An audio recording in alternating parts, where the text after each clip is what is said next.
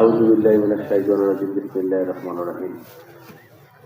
মানুষ আমার গ্রামের ইসলামের সওয়াব কমিটি থেকে আজকের এই তাফসীর মাহফিলের সম্মানিত সভাপতি জনাব মোহাম্মদ জাহাঙ্গীর আলম, আমার বন্ধুগণ, আজকের প্রধান তাফসীরকারক, আমাদের সকলের প্রিয়, আমাদের অত্যন্ত শ্রদ্ধাভাজন ওনার বাবা, ওনার দাদা সহ সকলে আমাদের পথ প্রদর্শক হযরত মাওলানা মোহাম্মদ ইয়াসিন মাহমুদ সিদ্দিকী জনপুর, তোমার ওনার ছোট ভাই মঞ্চে ভূমিষ্ঠ সম্মানিত উপস্থিতি, আজকের মঞ্চের সামনে দিনদার মুসলমান ভাইরা, পর্দার মাওলানা, কেমন আছেন? আল্লাহ পাক এই দিনই পরিবেশে এই প্রতি বছরের ন্যায় ইসালে সওয়াবে উপস্থিত হতে পেরে আপনারা খুশি না দাদা? মন থেকে খুশি, পিছনে তো বললেন না ভাই, সবাই খুশি আছেন? আলহামদুলিল্লাহ। এটা আমাদের এই অত্র এলাকার ঐতিহ্য, তাই না?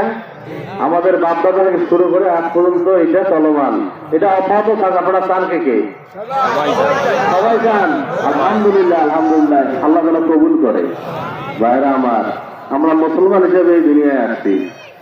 আমাদের যে ওয়াজ নসিহত গুলা হচ্ছে বা হবে, আমাদের এই যে মেহমানরা আছে আমাদের জন্য এত দূর থেকে সে খেদমত করতেছে, আল্লাহ পাক আমাদেরকে যে ইসলামী রাস্তায় নিয়ে যাচ্ছে খেদমতের মাধ্যমে, আপনারা তো সবাই মনে মনে, আমরা সবাই মুসলমান হিসেবে ইনশাআল্লাহ নিজেকে হাজির করতেছি, কিন্তু পরপরে আমাদের ইহকাল যে আছে, ইহকাল জীবনে আমরা সঠিকভাবে মুসলমান হিসেবে যেতে পারবো, এইটা আমাদের কিছু রাস্তা আছে, যে রাস্তাগুলো কে দেয়?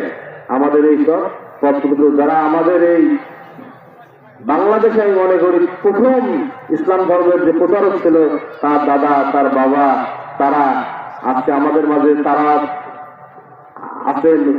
তার দাদা বাবারা আমাদের এই অঞ্চলে বাংলাদেশে প্রথম ইসলাম ধর্মের পথ প্রদর্শক ছিলেন। তাদের মাধ্যমে আমরা ইসলাম ধর্ম কি শিখেছি। ভাইরা আমার, যাই হোক, এখন অনেকেই আছেন এই রাস্তায় খেদমত করতেছেন, তাদের দোয়ায় ইনশাল্লাহ তারা আমাদেরকে খেদমত করছে বলে আমরা আজকে এই অবস্থানে আসছি। আর মৃত্যুর পরও যেন আল্লাহ পাক আমরা দোয়া করি তাদেরকে, আমাদেরকে সকলকে ইমানি মৃত্যু দান করে। কি মৃত্যু? ইমানি মৃত্যু দান করতে গেলে আমাদের কিছু রাস্তা আছে, কিছু কাজ করতে হবে। কাজগুলো কি? পরীক্ষা দিতে হবে, এবং পরীক্ষাও কিন্তু প্রশ্ন